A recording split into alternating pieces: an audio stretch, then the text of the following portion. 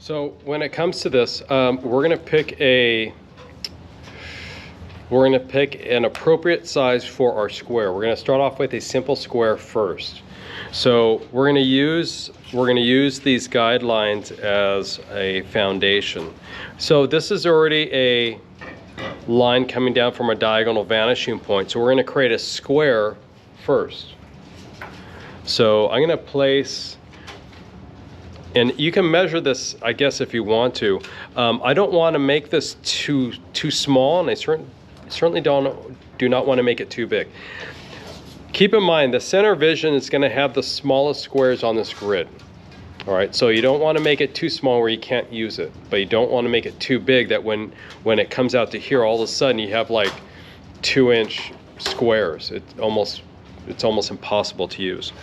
So this is only about a 1/4 inch. And you can measure it if you want to, or you can just ballpark it. But I'm going to use that because that's going to work a little bit better for what we need for this for this grid. So let's go ahead and make a square out of it. Now, keep in mind, this is using the left vanishing point and the right vanishing point only. We're not using the vertical vanishing point for this part at all. This is going to work simply like 2-point perspective. In fact, I'm going to use my blue pencil for this because this is the grid. Oh, in fact, I'm going to make this darker.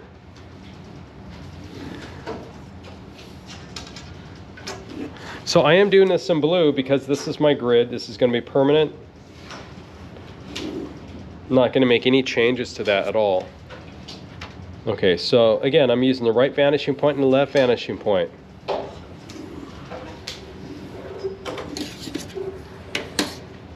To create this grid.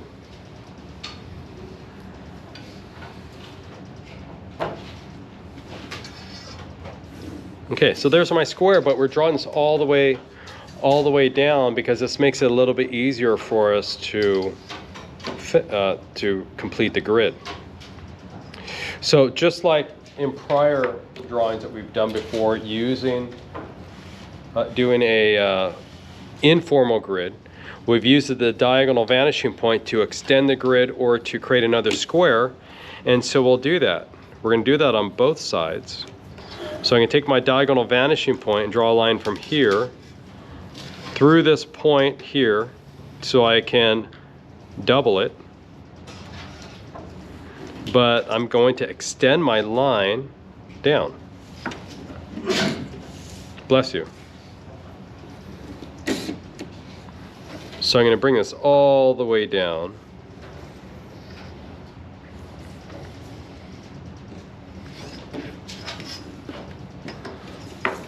I forgot I can't use this anymore. So I'm going to bring my straight edge all the way up. There we go. Now I can extend this all the way down. And I forgot this is, yeah.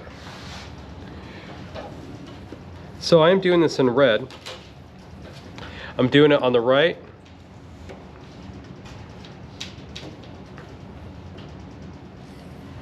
And I may not need to do it on the left. Let's just do it. I'm just going to do it on the right for now.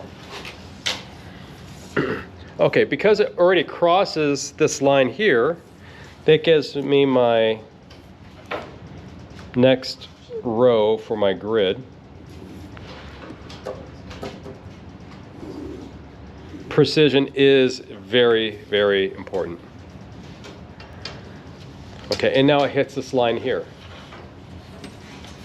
And because it hits that original line, I know where to place my next line on the left side.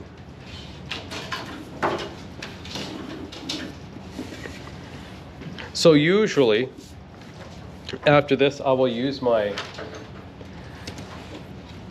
and it's your choice, you can do this if you want to. I actually like doing this because it keeps everything very, very straight. I use my diagonal vanishing point again because now I have a guideline I can use on both sides. Because it's informal, it makes it a little bit easier that I can just flip-flop back and forth. So now I have these two lines crossing, and so now I can create my next row. So remember, the grids are just a tool, and so the more accurate we are with this tool, the easier it's going to be to execute a drawing.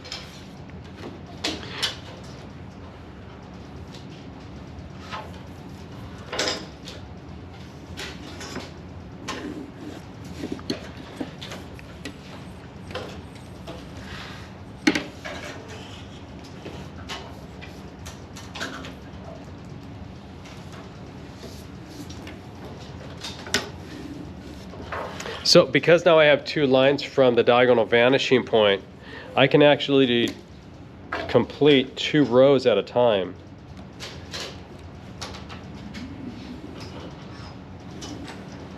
Now the further away you travel from the center of vision, the larger the squares are. So take your time drawing your lines.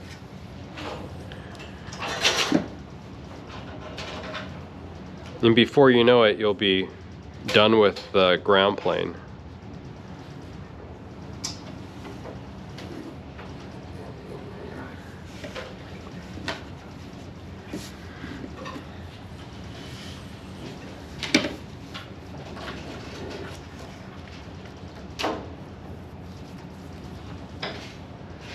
So the process of doing this isn't all that different from two-point perspective.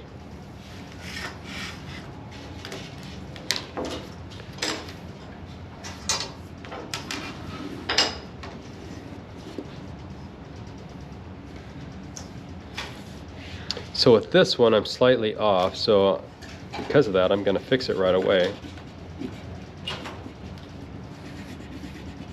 before my grid gets too big.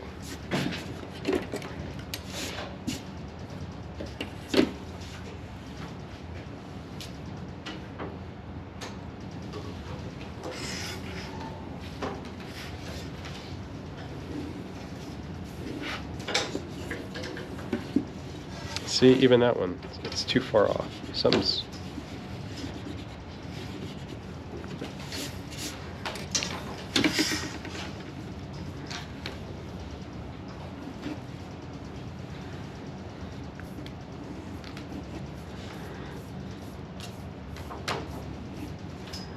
So you can see my flub line. I'm going to fix it right away.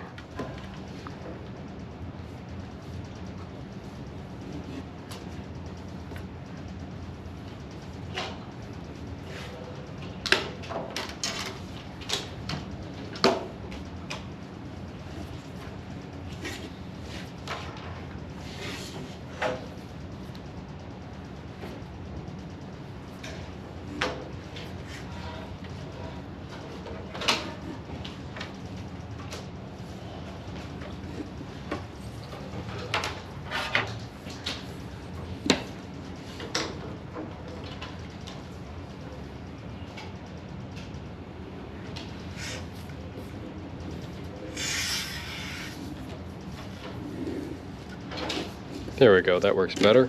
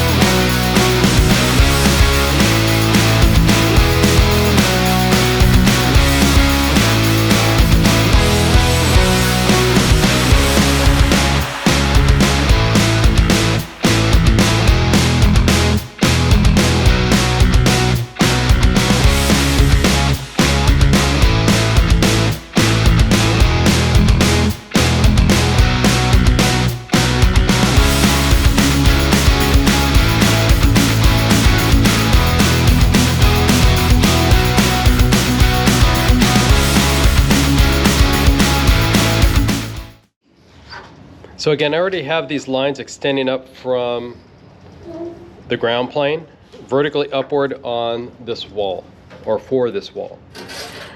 And these are lines extended from the vertical vanishing point.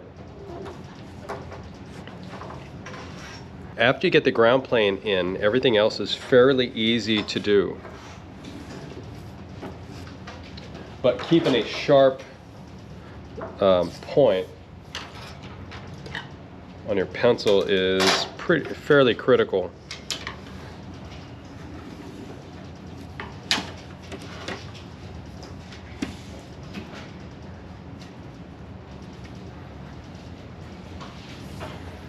And with this one, I'm going to switch sides. So I'm kind of running out of room on this side.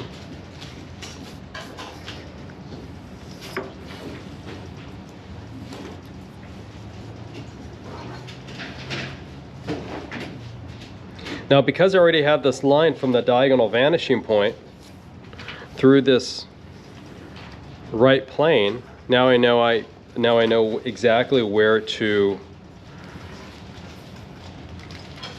line up to my left vanishing point.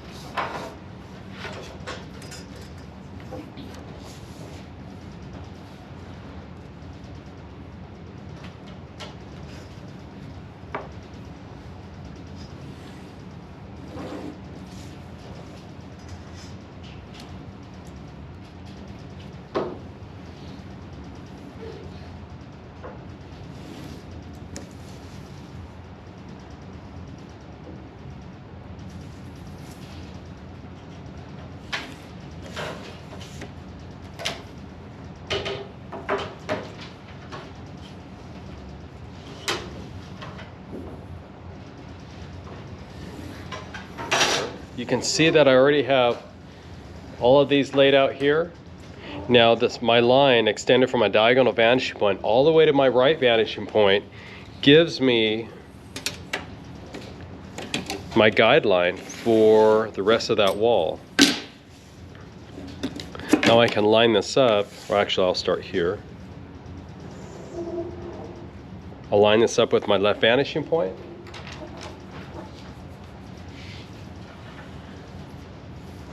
And draw my grid, or draw my line all the way through from the inside corner. So I'm going to line this up with my left vanishing point and start from the inside corner all the way through.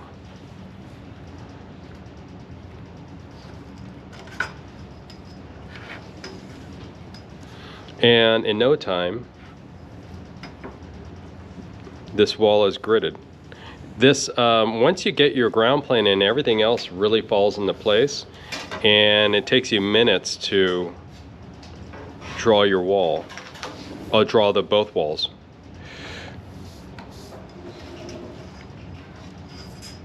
You don't have to use your diagonal vanishing point again, because all your work, majority of work has been done using the ground, or to complete the ground plane. You can see now everything else falls, like I said, falls into place. So now with this, I have lines I will extend upward from the vertical vanishing point, from every one of these points, and I have lines I can extend from my right vanishing point from the inside corner all the way out, projecting out from it.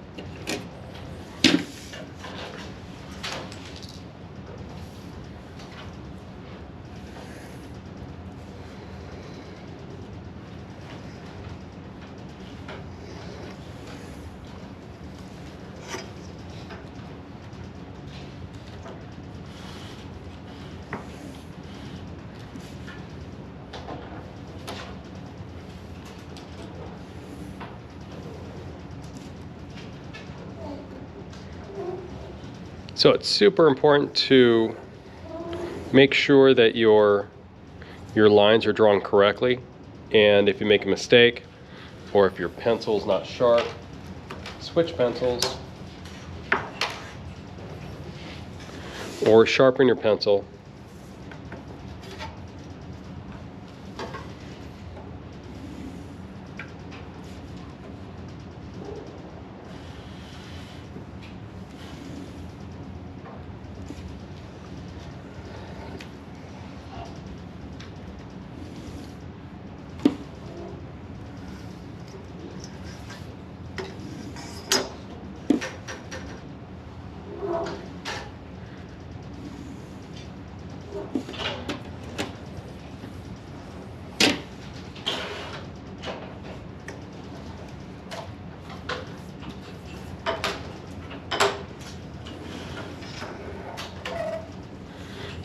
And with this, it doesn't matter what you do first. You can do your horizontal lines first, or you can do your vertical lines. It doesn't matter.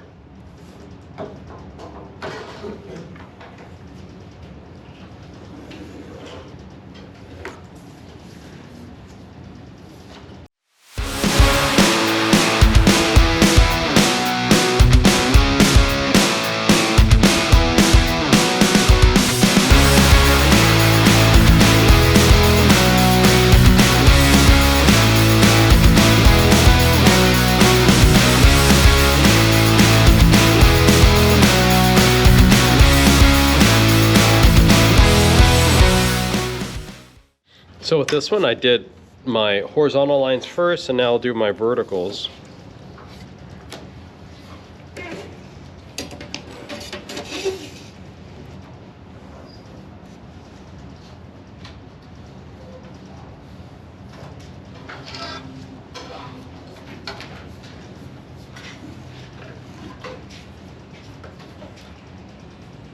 So with this, wherever this diagonal hits these horizontals, wherever this diagonal line from my vertical, from my diagonal vanishing point through my left vanishing point, wherever it hits this wall, or this these horizontal lines, is where I will create my row. But more importantly, also here at the bottom, you'll notice that if everything is correct, when you actually do your last wall, if you line it up along the ground plane here in the inside corner and here, and the vertical vanishing point, 1, 2, and 3, then you've done it right. Then everything is done as perfect as you can possibly make it, and it's not going to get any better than that.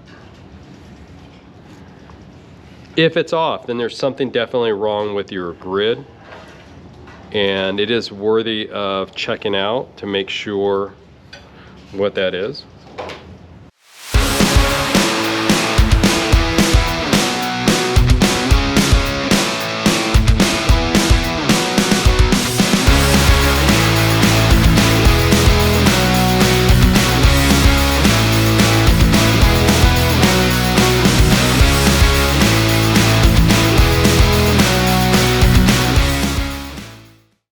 And the last thing that I will do is make sure that the inside corner is darker.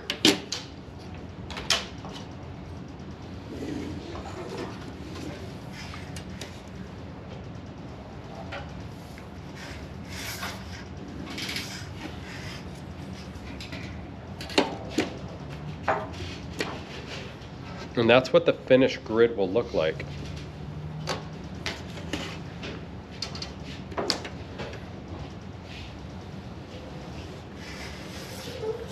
So later on, if I desire, I can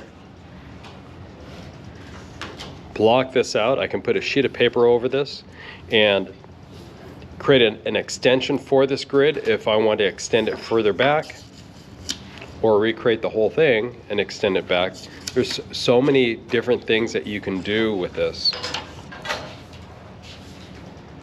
grid to make it work for you.